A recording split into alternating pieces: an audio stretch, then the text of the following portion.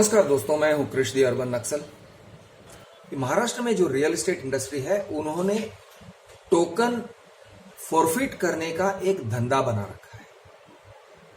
सबसे बड़ी समस्या यह है कि लोगों को सेल्स ऑफिस में बुलाया जाता है, उन्हें घेर लिया जाता है, किसी न किसी तरीके से उनसे टोकन स्वाइप करवा लिया जाता है और जैसे ही वो टोकन स्वाइप करते हैं, अगर वो दूसरे दिन भी उठ के अगर वो कैंसिल करना चाहते हैं तो भी बिल्डर कहता है कि नहीं, तुम्हारा टोकन अब मेरा हो गया। कुछ मित्रों ने रुनवाल ब्लिस के अग्रीमेंट प्रोफॉर्मा की तरफ मेरा ध्यान आकर्षित किया। मैंने कुछ अच्छे फीचर्स देखे, यानी कि फ्लैट बायर्स के फेवर में कुछ फीचर्स हैं। मैं वो फीचर्स आपको दिखाना चाहता हूं। दोस्तों, इससे ये मत समझ लेना कि रुनवाल ब्लिस में फ्लैट लेना बहुत अच्छा होगा आपके लिए। मैं हमेशा से कहते आया हूं कि किसी भी बिल्डर के साथ डील करते हो तो वो बिल्डर का पावर आपके पावर से ज़्यादा होता है और इसलिए उसका जो अग्रीमेंट है वो आपके फेवर में नहीं होता है, वो बिल्डर के फेवर में होता है, यानी कि वन साइडेड अग्रीमेंट होता है। तो वन साइडेड अग्रीमेंट में एंटर करने से पहले आपको 1000 बार सोच लेना चाहिए, नहीं तो नुकसान आपका होगा। फिर भी ये जो फीचर्स हैं, ये जो पैराग्राफ्स हैं, ये जो अग्रीमेंट के क्लॉजेस हैं, ये आपके फेवर में हो सकते हैं, या फिर ऐसे कहूँगा कि जो दूसरे बिल्डर्स के अग्रीमेंट फॉर्मेट्स हैं उनके विपरीत ये जो क्लॉजेस हैं ये आपके फेवर में है। तो ये क्लॉजेस किस विषय पर है? ये सारे जो क्लॉजेस मैं पढ़ने जा रहा हूं ये सारे एग्जिट क्लॉजेस हैं, यानी किसी न किसी तरीके से आपको अगर अग्रीमेंट में से निकलना हो, इस कॉन्ट्रैक्ट में से निकलना हो, तो ये सारे जो क्लॉजेस हैं ये आपके हक आपको दिखाते हैं। अगर बिल्डर ने अपना काम सही तरीके से नहीं किया तो ये सारे जो क्लॉजेस हैं हो सकता है कि इनको इस्तेमाल करने से आप कॉन्ट्रैक्ट को छोड़ सको, या फिर आपकी आर्थिक परिस्थिति अगर बदल गई और आप कॉन्ट्रैक्ट को कंप्लीट न कर पाए और आपको समझ में आ गया समय पर कि मैं इस कॉन्ट्रैक्ट को नहीं कंप्लीट कर पाऊंगा, यहां पर मेरा नुकसान हो रहा है, मैं ये नुकसान सह नहीं पाऊंगा, तो आप इन क्लॉजेस को लेकर एग्जिट कर सकते हो। इस तरह के क्लॉजेस हैं जिन्हें मैं एग्जिट क्लॉजेस कहता हूं। तो दोस्तों, पहला जो क्लॉज है अग्रीमेंट फॉर्मेट में, मैं दिखा रहा हूं क्लॉज नंबर 32, पैराग्राफ 32। आप कोशिश करिए कि बारीकियों को समझें। 32 binding effect. Forwarding this agreement to the allottee by the promoter does not create a binding obligation on the part of the promoter or the allottee until firstly the allottee signs and delivers this agreement with all schedules and annexes along with the payments due as stipulated in the payment plan as above within 30 days from the date of receipt by the allottee। तो ये क्या कह रहे हैं? अगर builder ने, जिसे promoter कहा जाता है, अगर बिल्डर ने आपको ये अग्रीमेंट प्रोफॉर्मा ईमेल से भेजा तो ऐसे नहीं समझा जाना चाहिए कि उन्होंने ईमेल से भेजा है इसलिए वो बंधे हुए हैं या आप बंधे हुए हैं। आपने कॉन्ट्रैक्ट में एंट्री नहीं किया है जब तक आप पूरा का पूरा साइन नहीं कर देते हो, सब कुछ हर पेज पर इनिशियल नहीं कर देते हो, और फिर उसके साथ साथ जो पेमेंट्स होते हैं, बुकिंग अमाउंट वगैरह का पेमेंट नहीं देते हो, तब तक आप इससे बंधे हुए नहीं हो। आप इस अग्रीमेंट में बंधे हुए नहीं हो। आगे वो ये कहते हैं, and secondly appears for registration at the of the same before the concerned office of the sub registrar of assurances as and when intimated by the promoter। अगर आपने सब कुछ साइन कर दिया, इनिशियल कर दिया, पेमेंट्स भी कर दिए, लेकिन आप रजिस्ट्रार के ऑफिस में नहीं गए रजिस्टर करने के लिए, जब बिल्डर ने आपको बुलाया या आमंत्रित किया, तो भी न बिल्डर बंधा हुआ है न आप बंधे हुए हो।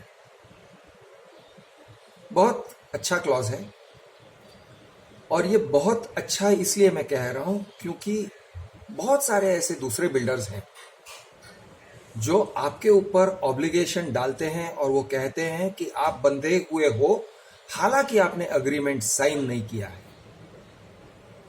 सिर्फ इसलिए क्योंकि आपने टोकन दे दिया है आप बंधे हुए हो, सिर्फ इसलिए क्योंकि आपने एप्लीकेशन फॉर्म में सिग्नेचर कर दिया है, इसलिए आप बंधे हुए हो। ऐसे दूसरे बिल्डर्स कहते हैं, उनमें से लोधा भी हैं, गोदरेज भी हैं, और करीब करीब मैंने देखा है मेजॉरिटी ऑफ द बिल्डर्स। मुझे ऐसी स्पष्ट भाषा में एक क्लियर कट एटीट्यूड लेते हुए किसी बिल्डर का प्रोफोर्मा अभी तक मिला नहीं। आपको मिलेगा तो मुझे फॉरवर्ड कर दीजिए। ये जो अग्रीमेंट प्रोफोर्मा है वो इसलिए काबिले तारीफ है क्योंकि ये जो कह रहे हैं 100% सच है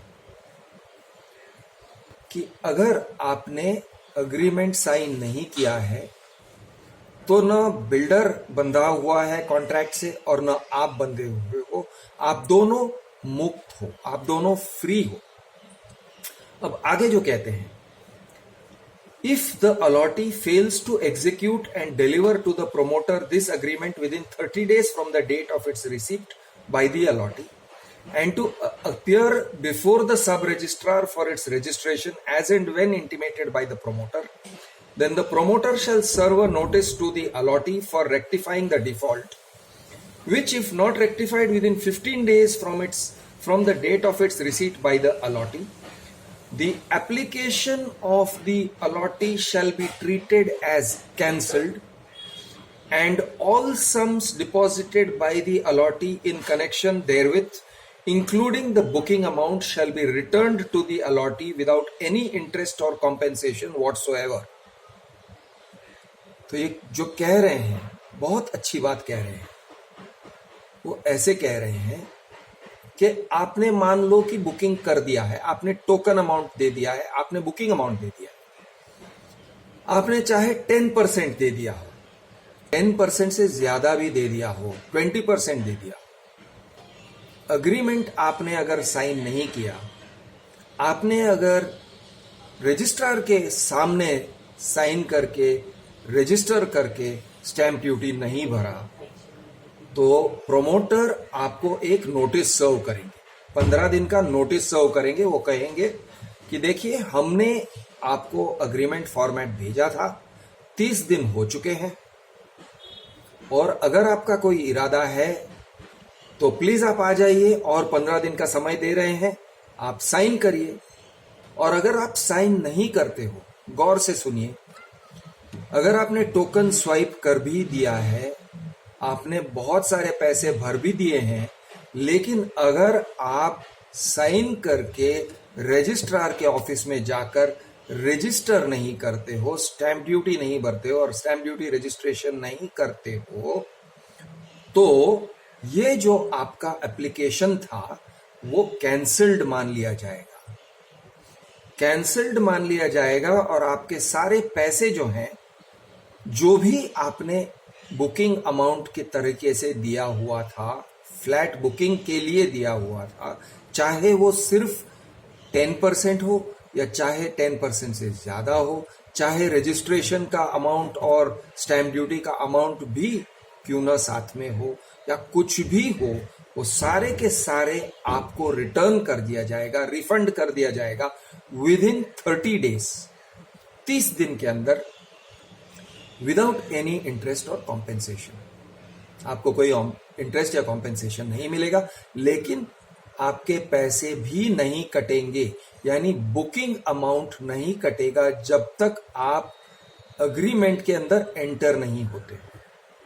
अगर आपने एग्रीमेंट कर लिया और फिर आपने कैंसिल किया, तो फिर आपका नुकसान हो सकता है, लेकिन अग्रीमेंट करने से पहले आपने कैंसिल किया तो आपका नुकसान नहीं होगा, ये कह रहे हैं रुनवाल ब्लिस के प्रोमोटर्स। बहुत अच्छी बात है। जो रुनवाल ब्लिस में मैं एक क्लैरिटी देख रहा हूं, बहुत सारे क्लॉजेस ऐसे हैं जो आपके फेवर में नहीं भी हैं, और वो भी एक क्लियर कट तरीके से आपको समझाए गए हैं रुनवाल ब्लिस के अग्रीमेंट में। तो दूसरा जो पॉजिटिव फीचर है ये है possession date delays and termination का क्लॉज। पॉइंट पैराग्राफ नंबर 8 है, the promoter shall give possession of the premises to the allottee on or before 30th June 2023 possession date. Clear cut लिखा गया है, clear cut लिखा गया है 30 जून को position देते हैं, और such extended date as may be allowed by MahaRERA from time to time due to कोविड-19 पैंडेमिक। अब कोविड-19 पैंडेमिक के कारण अगर उन्होंने कोई एक्सटेंशन दिया तो एक्सटेंशन भी गिनना पड़ेगा, लेकिन ये एक्सटेंशन गिनते हुए उसके साथ में वो और भी 2-4 एक्सटेंशंस की बातें डाल रहे हैं। फोर्स मेजोरे इवेंट मतलब क्या? फोर्स मेजोरे इवेंट जैसे कि भूकंप, जैसे कि बाढ़ आ गया, जैसे कि बहुत सारी ऐसी चीजें हैं जिनके कारण से आपका जो बिल्डिंग कंस्ट्रक्शन एक्टिविटी है वो रुक सकती है। अगर कोर्ट ने या गवर्नमेंट ने कोई रूल या ऑर्डर पास किया, जैसे कि अगले महीने तक कंस्ट्रक्शन एक्टिविटी बंद किया जाएगा, ऐसा कोई ऑर्डर या किसी भी ऑर्डर जिससे रुकावट आ सकती है। अब कोई जाके अगर स्टे ऑर्डर लेके आता है तो भी स्टे ऑर्डर के लिए आपको समय देना पड़ेगा। अगर कोई और कारण है जिसके कारण से रेरा कहती है, रेरा अथॉरिटी जो कहता है कि ये आपका जो पीरियड है एक्सटेंड करना पड़ेगा। If the promoter fails to abide by the time schedule for completing the real estate project and for handing over the said premises to the allottee on possession date, save and except for reasons as stated in clause above, then the allottee shall be entitled to either of the following options. अगर builder ने समय पर possession नहीं दिया, project complete नहीं किया, तो allottee यानी कि फ्लैट परचेजर आप क्या कर सकते हो? आपके सामने 2 उपाय हैं। एक उपाय ये है, call upon the promoter by giving a written notice by courier, email, registered post AD at the address provided by the promoter, interest notice to pay interest at the prevailing rate of State Bank of India highest marginal cost of lending rate plus 2% thereon for every month of delay from the possession date, that is the interest rate on the sale consideration paid by the allottee. तो दोस्तों यहां पे clear cut लिखा गया है, अगर promoter ने flat का डिलीवरी नहीं दिया तो आप उनसे इंटरेस्ट मांग सकते हो। आप एक नोटिस भेजिए रजिस्टर्ड एड्रेस पर, पोजीशन डेट के बाद के जो हर महीने के लिए जो डिले होता है, आपने जो अमाउंट पे किया है उसके ऊपर आप इंटरेस्ट चार्ज करोगे बिल्डर को। रुनवाल ब्लिस के बिल्डर आपको इंटरेस्ट पे करेंगे हर महीने। ये सामने से कह रहे हैं। नॉर्मली अग्रीमेंट्स में ये सब नहीं लिखा जाता है, और आपको अगर इंटरेस्ट चाहिए तो आपको रेरा अथॉरिटी के सामने जाके केस करके लड़के आपको लेना पड़ता है, आपको केस करना पड़ता है। यहां पर आपके सामने एक रास्ता दिया जा रहा है कि आप कोई केस मत करिए, सीधा आप हमें नोटिस भेजिए और हम आपको इंटरेस्ट दे देंगे। तो ये आपका पहला ऑप्शन है। अब दूसरा ऑप्शन ये है, the allottee shall be entitled. तो यहां पे और लिखा हुआ है, देखिए, और B, the allottee shall be entitled to terminate the agreement by giving a written notice to the promoter by courier, email, registered post AD at the address provided by the promoter. और साफ सूत्री भाषा में इन्होंने address भी provide किया हुआ है अग्रीमेंट के अंदर। अलॉटी टर्मिनेशन नोटिस, तो आप अलॉटी टर्मिनेशन नोटिस इनको भेजिए कॉन्ट्रैक्ट को टर्मिनेट करने के लिए। अग्रीमेंट कैंसिल हो जाएगा कब? जैसे ही अलॉटेड टर्मिनेशन नोटिस पहुंचता है, ये जो अग्रीमेंट है वो टर्मिनेट हो गया, वो कैंसिल हो गया। Within a period of 30 days from the day or date of receipt of the termination notice by the promoter shall refund to the allottee the amounts already received by the promoter under this agreement with interest thereon, यानी कि 9%। 9% interest के साथ, 9% interest के साथ promoter आपको शराफत से 30 दिन के अंदर पूरा अमाउंट रिफंड करेगा। शराफत से, कोई केस करने की जरूरत नहीं है, रेरा में जाने की जरूरत नहीं है, सिविल कोर्ट में जाने की जरूरत नहीं है। आप सीधे हमारे पास आइए, हम आपको लौटा देते हैं आपका पूरा अमाउंट, और जो अग्रीमेंट है वो कैंसिल किया जाएगा। अब मैं इसके कंपैरिजन में एक और आपको अग्रीमेंट फॉर्मेट दिखाना चाहूँगा, लोधा का। लोधा का अग्रीमेंट बहुत ही कॉम्प्लिकेटेड है। मैं आपको दिखाऊंगा लोधा अमारा का कॉन्ट्रैक्ट, दूसरे वीडियो में दिखाता हूं, आपको कंपेयर करके दिखाऊंगा कि लोधा अमारा का कॉन्ट्रैक्ट कितना कॉम्प्लिकेटेड है और आपको किस कॉम्प्लिकेटेड भाषा में कहां कहां लेके जाता है। लोधा कहते हैं कि वो कैंसिल अगर करते हैं तो आपको पहले कैंसिलेशन डीड साइन करना होगा। लोधा के साथ में आपको कैंसिलेशन डीड कैंसिल करके रजिस्टर करना होगा। रजिस्टर करने के बाद 12 महीने के बाद, आफ्टर 12 मंथ्स, 1 साल के बाद आपके पैसे लौटा दिए जाएंगे। ऐसे सब डीलिंग्स करते हैं दूसरे बिल्डर्स। ये बिल्डर कह रहा है 30 दिन में मैं आपके पैसे लौटा दूंगा, मतलब कि वो इतना श्योर है कि वो प्रोजेक्ट कंप्लीट करेगा। इतना श्योरिटी के साथ में कह रहा है कि अगर मैंने डिले किया तो क्लियर कट मेरे अग्रीमेंट के अंदर है कि मैं कैंसिल करके आपको पैसे लौटा दूंगा विथ इंटरेस्ट। मैंने बहुत कम बिल्डर्स देखे हैं इतनी श्योरिटी के साथ में कहते हुए, तो ये बहुत ही काबिले तारीफ है। ये कोई कैंसिलेशन डीड वगैरह की बात ही नहीं कर रहे हैं, हालांकि मैं समझता हूं कि कैंसिलेशन डीड करने की जरूरत शायद पड़ेगी, क्योंकि आपको स्टैंप ड्यूटी का अमाउंट वापस लेना हो तो आपको कैंसिलेशन डीड साइन करना पड़ेगा और रजिस्टर करना पड़ेगा। लेकिन ये कह रहे हैं कि हम आपके पैसे लौटा देंगे, और फिर ये भी कह रहे हैं, सुनिए गौर से सुनिए, in case the allottee elects its remedy under subclause 2A, then in such a case the allottee shall subsequently not be entitled to the remedy under subclause 2B above। यानी अगर आपने इंटरेस्ट के लिए लेटर भेजा और builder ने interest देना शुरू कर दिया, फिर आप ये नहीं कह सकते हो 6 महीने के बाद या 1 साल या 2 साल के बाद कि नहीं अब तो अग्रीमेंट कैंसिल कर दो, मैं थक गया हूं, वेट करते करते मैं थक गया हूं, अब एग्रीमेंट कैंसिल कर दो। तो यानी कि जैसे ही लेट होता है तो आपको सिलेक्ट करना पड़ेगा, आपको जजमेंट लेना पड़ेगा कि आप ऑप्शन ए लेना चाहते हो यानी कि इंटरेस्ट लेना चाहते हो, या बी लेना चाहते हो अलॉटेड टर्मिनेशन नोटिस देके टर्मिनेट करना चाहते हो। अब इसमें आप समय ले सकते हो, आप 1 महीना ले सकते हो, 2 महीना ले सकते हो, 6 महीना भी ले सकते हो। 6 महीने के बाद भी आप अगर भेजोगे तो भी ठीक है, या तो ए या तो बी। अब आपके सामने ये रास्ता खुला है। अगेन मैं आपको एक कंपैरिजन के लिए लोधा अमारा का एग्रीमेंट के बारे में बताना चाहता हूं। लोधा कहते हैं कि आपको 1 ही महीने के अंदर डिसाइड करना होगा।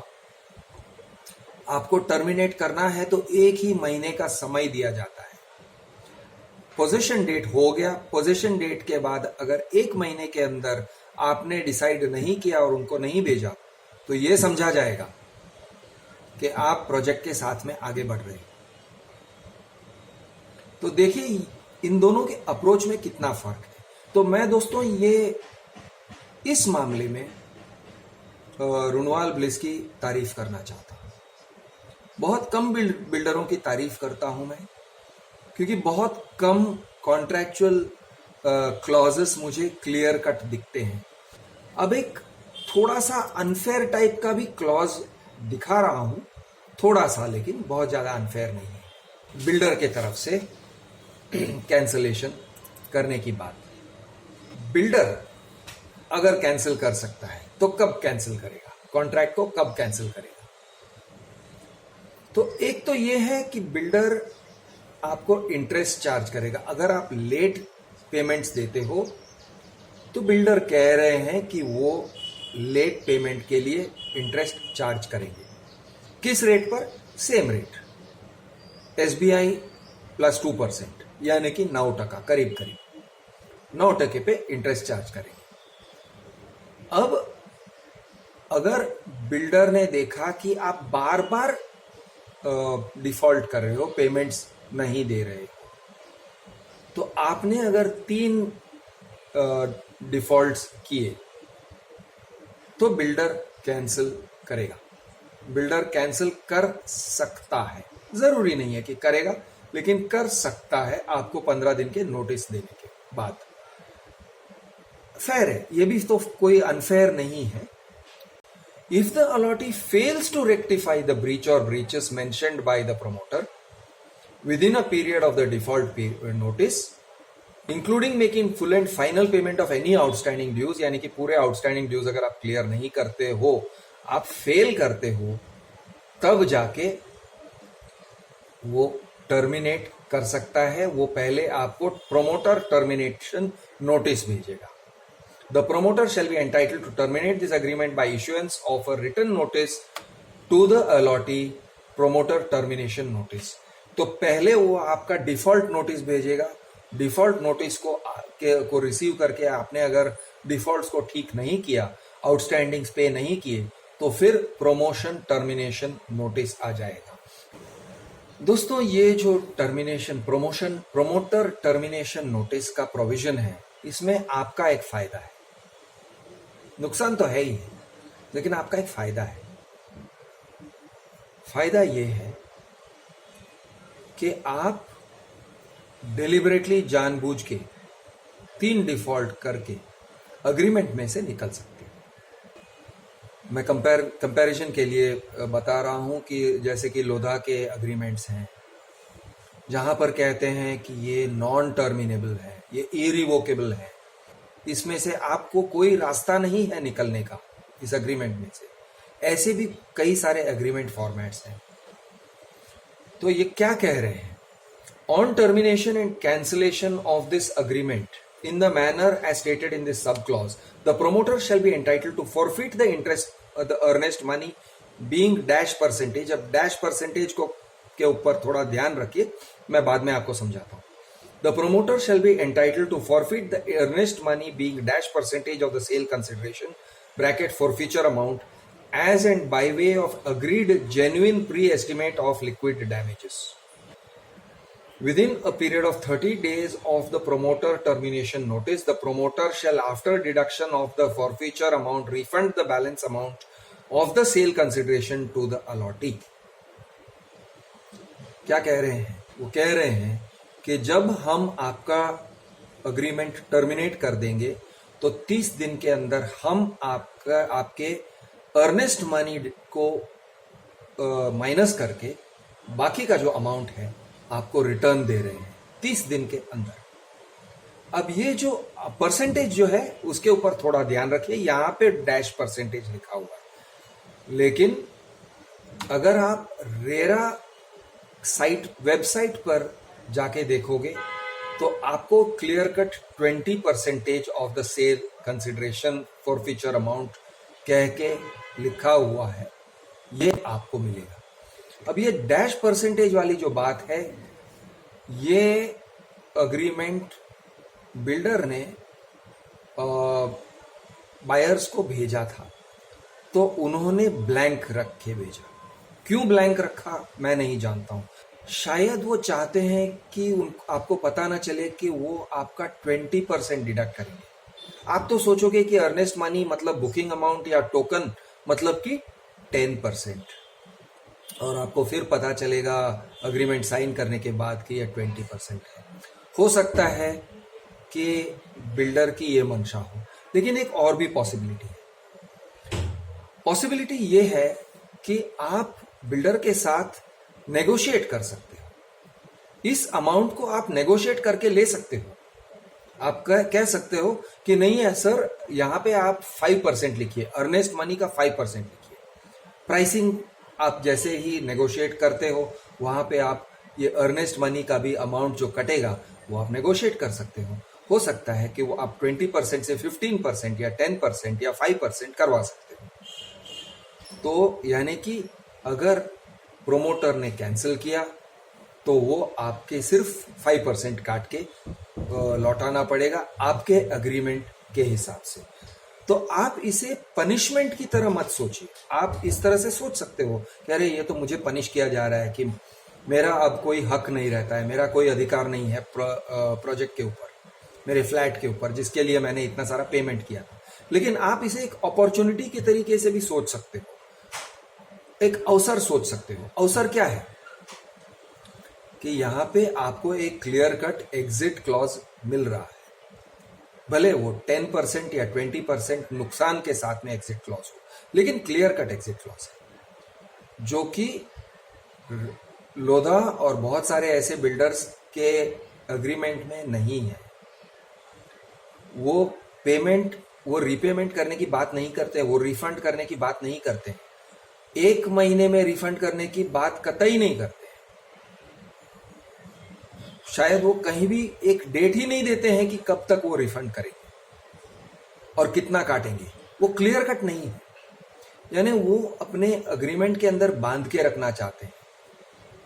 और यहां पर मैं देख रहा हूं कि यहां पे एक क्लियर कट अप्रोच है, इसकी मैं तारीफ कर रहा हूं। ऐसे बहुत सारे क्लॉजेस हैं जिनकी मैं तारीफ नहीं भी करूंगा। Same Runwal place agreement proforma में दूसरा वीडियो बनाऊंगा। बहुत सारे सवाल उठाने हैं मुझे। बहुत सारे ऐसे क्लॉजेस हैं जो बिल्कुल दूसरे बिल्डर्स की तरह ही आपको नुकसान पहुंचा सकते हैं, और कुछ क्लॉजेस ऐसे हैं जो बहुत क्लियर कट हैं लेकिन नेगेटिव हैं। तो ये जो सारे क्लॉजेस हैं मैं आपको दूसरे वीडियो में समझाऊंगा। तब तक आप ये जो पैराग्राफ्स हैं, ये जो क्लॉजेस हैं, ये जो फीचर्स हैं, इसके बारे में सोचिए और देखिए कि ये आपके सामने किस तरह से एक नया मॉडल क्रिएट करता है कि बिल्डर्स को आपके साथ कैसा व्यवहार करना चाहिए। तो दोस्तों, उम्मीद है कि आपको ये वीडियो पसंद आया। मैं हूं आपका दोस्त क्रिश द अर्बन नक्सल। नमस्कार, जय हिंद।